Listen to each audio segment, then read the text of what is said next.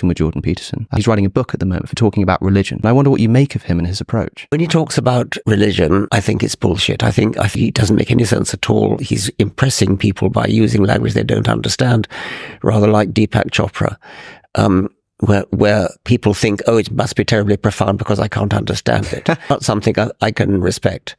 Michael Shermer told me that he tried to pin him down and said, do you actually believe that Jesus was born of a virgin?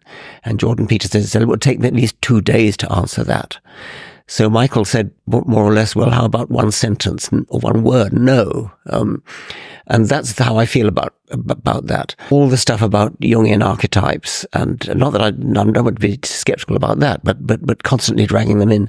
I mean, I think the most egregious example of that is where he looks at works of primitive art, works of tribal art, where he shows things like two snakes coiling around each other and says, well, they must have had some primitive, primeval knowledge of DNA. Perhaps they looked into their own cells in some sense and saw the DNA. Perhaps the DNA is the double helix is a Jungian archetype. I mean, that is sheer bullshit, and I told him so. If you base your beliefs upon anything other than evidence, then it's very hard to change your mind. And so people who have been brought up to believe that it's the righteous and good thing to do to, apostates, buildings and things, it's very hard to sway them because they've been taught from childhood, this is right, this is just, this is what your God wants you to do. And so if they're not trained, if they don't subscribe to the view that evidence is what matters, then how are you going to change their mind? Do you think all religion is equally bad? No, of course not. I think all religion is probably equally misguided, but some religions are worse than others where their effect upon human behavior is concerned. The child mind is receptive, perhaps too receptive, but you can see why. It would be a good thing for the child mind to be receptive to whatever the child mind is told by an authoritative adult speaking very seriously. And it's easy to see why all over the world people inherit, not in a genetic sense, in a mimetic sense, inherit the religion of their parents, their grandparents, their school teachers, their priests, and so on.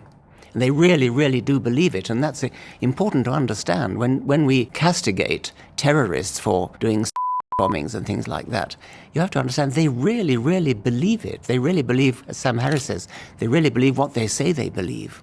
And it's not surprising that they do, considering that they were taught it.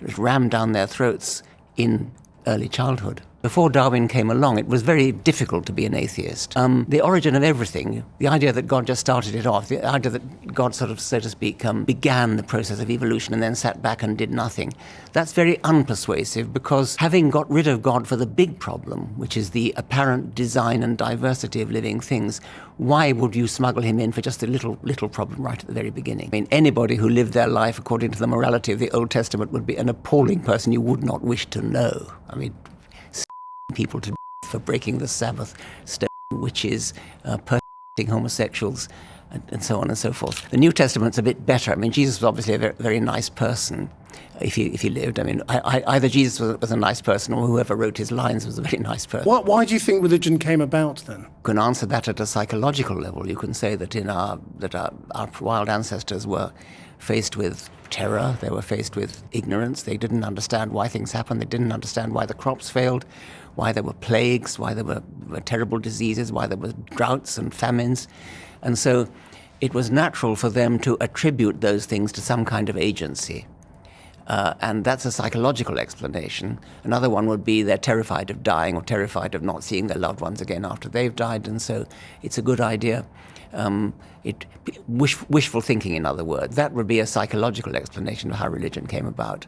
I think there might be other explanations as well. Cannot ask a question like, why do mountains exist, as though mountains had some kind of purpose. What you can say is, what are the causal factors that lead to the existence of mountains?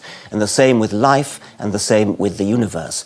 Now, science over the centuries has gradually pieced together answers to those questions. Why in that sense? It's true that there are still some gaps, but surely, Cardinal, you're not going to fall for the God of the gaps trap, saying that that religion is going to fill in those gaps which science has so far not yet answered.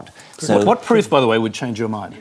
That's a very difficult and interesting question because, I used to think that if somehow, great big, giant, 900-foot-high Jesus with a voice like Paul Robeson suddenly strode in and said, "I exist, here I am." But even that, I actually sometimes wonder whether that would... I think you're hallucinating. Exactly. I agree. Is it okay to tell a child that God doesn't exist? I think it's okay to tell a child the truth. But I would prefer to encourage a child to make up her own mind and to think about the evidence and to believe things when there is evidence.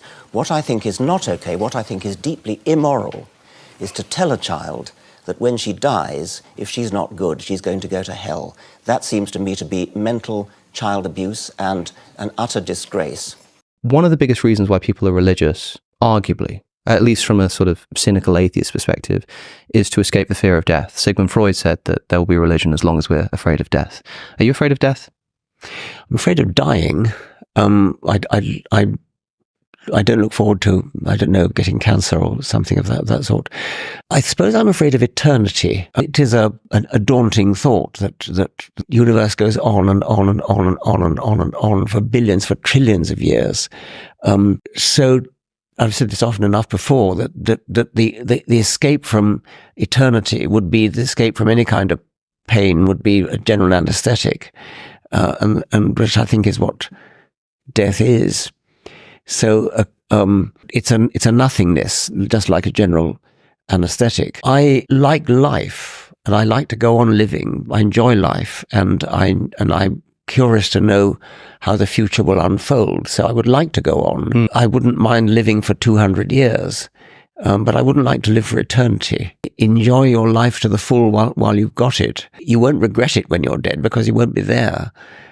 So don't spoil your life by fretting about the fact that it's got to come to an end. Fill it with not selfish pleasures, but fill it with pleasure and pleasure for other people as well.